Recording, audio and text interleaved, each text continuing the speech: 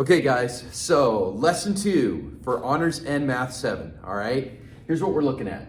Understanding rational numbers. Okay, if you don't remember the other stuff from yesterday, counting numbers, whole numbers, integers, you need to go back and review that, okay? This is the next step, rational numbers, okay? It says, how are rational numbers written as decimals? That's what we're gonna go over today. Rational numbers, vocab, right? Numbers that can be made by dividing two numbers. And then I want you to think about this. A ratio is a fraction. In other words, these fractions, okay, a ratio can be put exactly into a fraction. Okay, that's what a ratio is. And so we can put it exactly into a fraction. If we can put it exactly into a fraction, it's a rational number. Okay, guys? And then I want you to think about this. Fractions are division problems. In other words, if I have 1/2, that actually equals 1 divided by 2, which equals the decimal of that fraction, which is 0 and 5/10. Okay? And so we want to think of every fraction as a division problem. That's one of the big things you'll hear me say a lot this year. Okay? So let me show you how this all works. Okay? So we're going to first look at example 3. I'm going to go down and then back up, okay? So we want to look at this right here, example 3, and it says A, we have a negative 6.382, or negative 6 and 382 thousandths, okay? If you notice, there are no dots behind it. That means it is finite. It is terminating. And we can put this into an actual fraction form, so it is a rational number. When I say 382 thousandths, okay, then that means that we would do, in other words, this would look like this. 6 and 382 thousandths, okay? So that is a rational number, okay? We need to know how to say these so I can put them into fraction form. And honestly, we'd want to reduce this, but we'll go over that a little bit later. Even a whole number, guys, is a rational number. Because I would take, if we're just talking about 7, right? 7 is a rational number because we can turn 7 into a fraction by going 7 over 1. Okay, guys, so that's what you want to think about. Okay, a repeating decimal.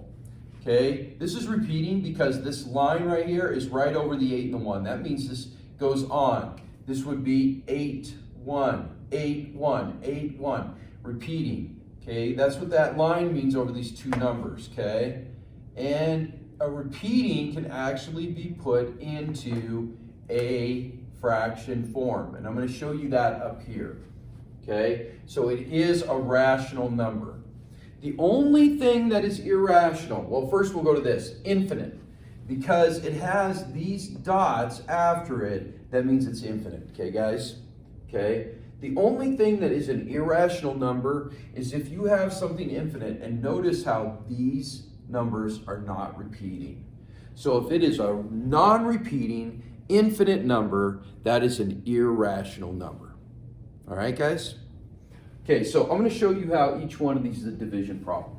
So I've got 10 or 100 over 3, right? Remember I said every fraction is a division problem. That means 100 divided by 3. Now in my class you're going to be able to use calculators, okay? And hopefully you can see this real well.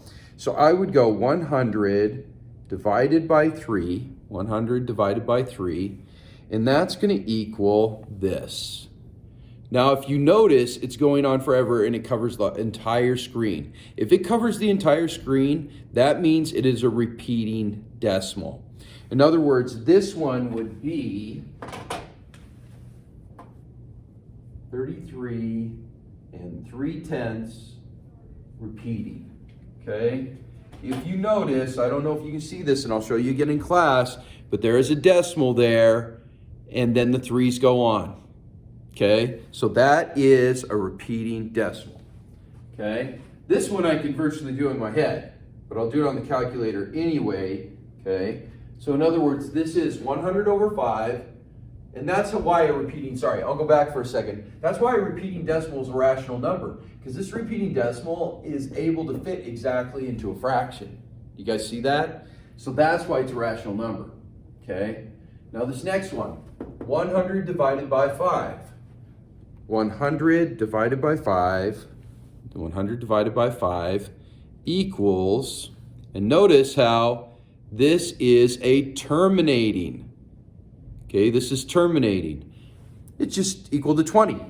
20 is a terminating number. Okay, that's it, all right? Okay, let's do our last one. 100 over 6, 100 divided by 6. So let's do that. 100 divided by 6 equals, now notice this one, I like this one because at the end, it actually has a 7. But notice how it takes up the entire screen. Now since it takes up the entire screen, guys, that means it's still a repeating decimal. All that's happening is there's not enough room to go on infinitely within this calculator, and so it rounds it at the end. The answer to this question is actually 16 and 6/10 repeating. All right, guys? So I'm going to write that up there. So if you see, I'm going to say this again, 6/10 repeating, if you see a 7 at the end, but it's still taking up the entire thing, if there's another number at the very end, all it's doing is the calculator is going through and rounding it. Okay, guys? All right. So let's look at the next one. So even negative numbers are rational numbers. Okay, guys? Now this is Excel number 14, okay? And they say here that we've got a negative 3/10 and a negative 2/3. And what they want to do is put these both into decimals. Now we just learned that, right? So in other words, I'm going to write out each one of these. So negative 3/10, that is a division problem. Now one of the biggest mistakes my students always make on this, they forget to put the negative on the final answer. If you do that, you get it wrong. So in other words, this is negative, and then I'm going to put a parentheses, 3 divided by 10. Because I know this outcome is going to be negative, okay guys? So this equals 3 divided by 10. So I'm going to do this, and I know that the outcome is negative. So I'll do the negative anyway. So divided by 10 equals, okay, it's not going to do it right. I don't want to do that. I didn't clear it all the way.